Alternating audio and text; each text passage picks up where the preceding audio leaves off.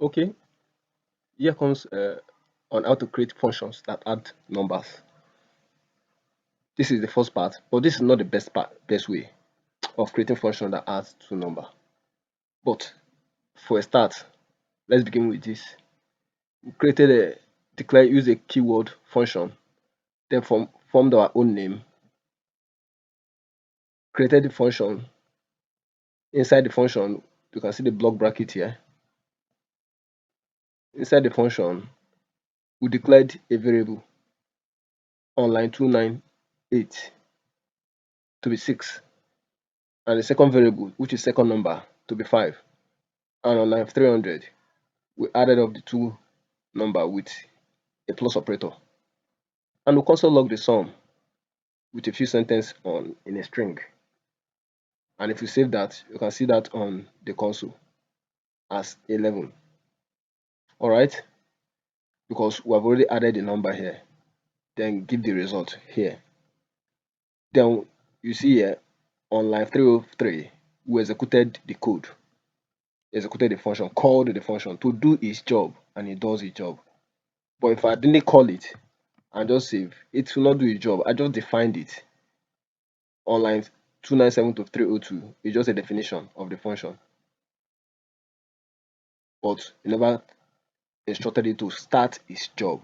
So when you want to start a job, you have to call on it. That is to execute it with a bracket after the name of the function. All right. So that is that about numbers, functions that add two numbers. Okay. Remember, there is a downside to this. It's hard coding. We have to fix the numbers in the functions. Changing it will happen that inside the code itself, not outside the code. That's where it will happen. But we can construct a function that users doesn't have to come inside the code to change if they want to add up 300 plus 200. They don't have to come inside the code to do that. We have to give them an interface to do that. And in that case, we don't have to add code these numbers 5 and 6 here. Okay, that's add number 2. So here in 323, line 323, we're having a function now. We're improving on our previous this function. Here, we're declaring a function again, giving it a number, a function name.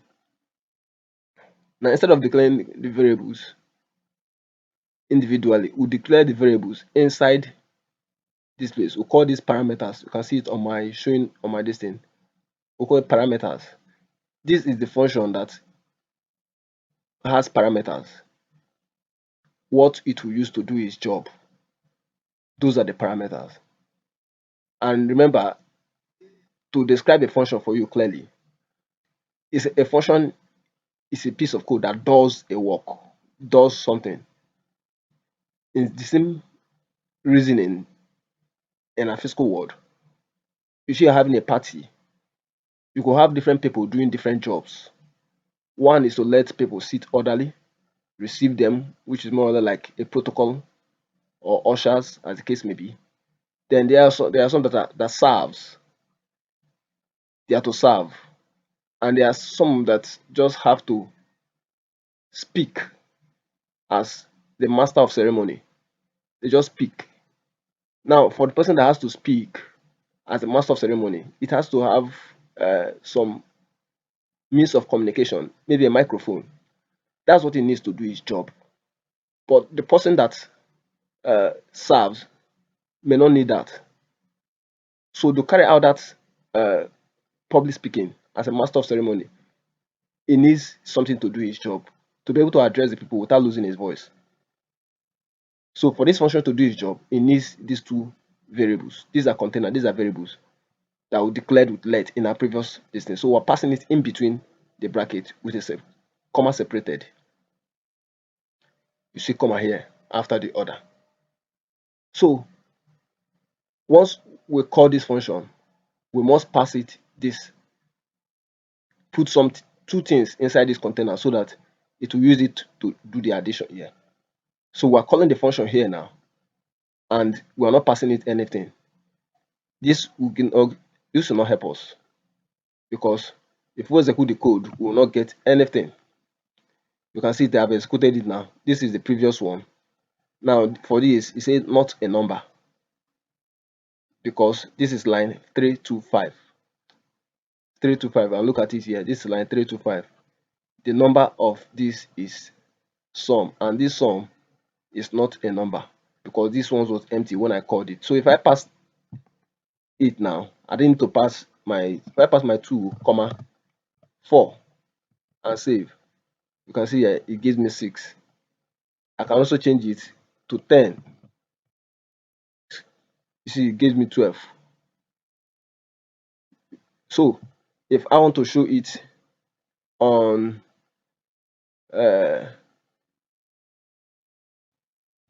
this place, definitely I have to use, instead of console log, I use show message, and that will just do the job. Bring it out here. So I just move my code here to the end, copy it, and pass it in between this place. Then when I save, you can see it here. Remember my show message here, it says method will have declared area to use to display messages on the browser. Alright, so that's what this function, you can see the powerful nature of this function.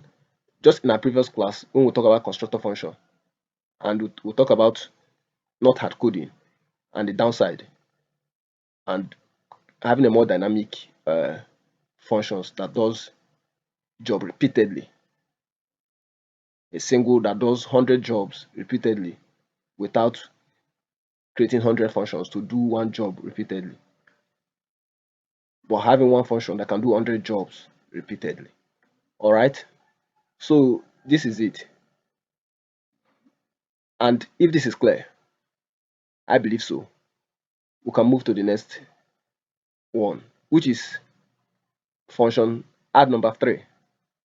In this case now, we're having a function here now that has a return statement. That's the difference between this and the former one.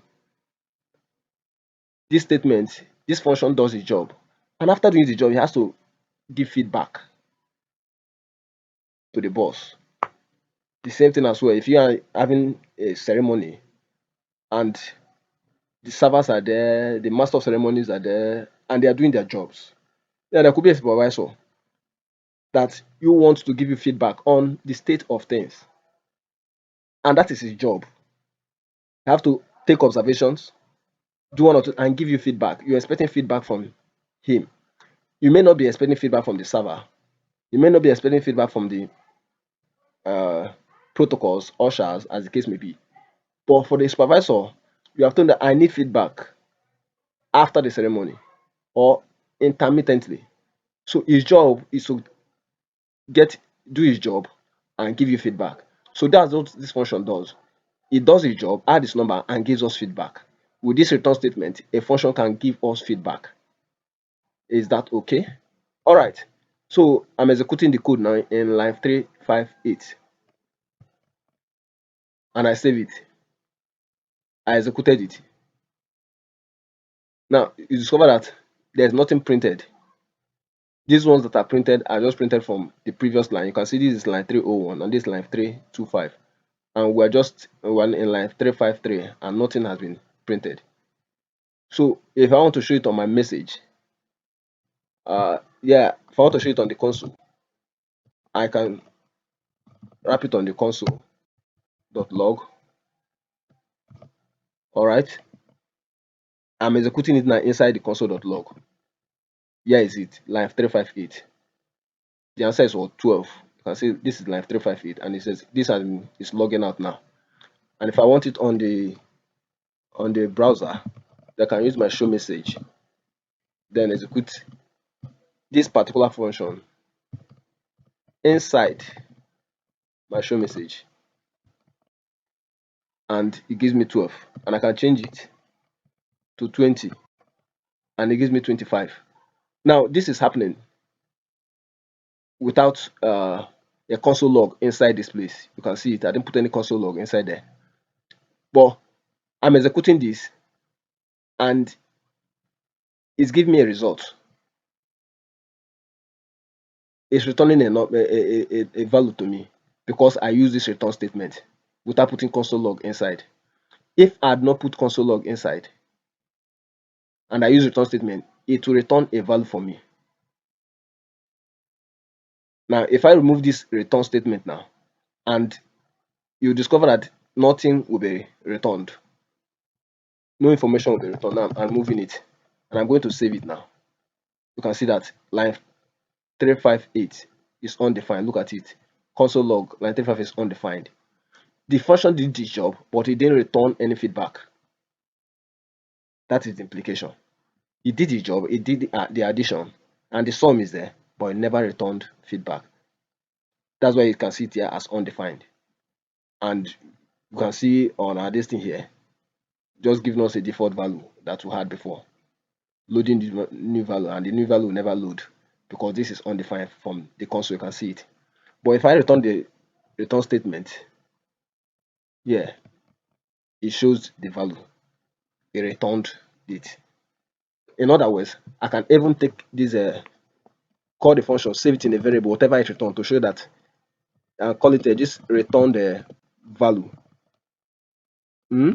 Camel case, return value, and execute the function. That is number 3. Execute it and save. All right. Now let me uncomment this. And come here and console log and do console log. Sorry, console.log and use return value now as my this thing and save. Okay, let me pass it. I executed it without a number. That's what it's giving me undefined. Let me pass 5 and this thing to it and save. You can see it gave me 9, which 363 is what is being executed now. So it returned the value and I saved inside this variable that I declared. Then I console logged the variable. Tell me that this function did its job and returned the number. So without this return statement, it will not return anything. So we need a feedback from certain functions and we need them to give it to us. And that's why we use return statement. It's a special keyword in JavaScript. All right.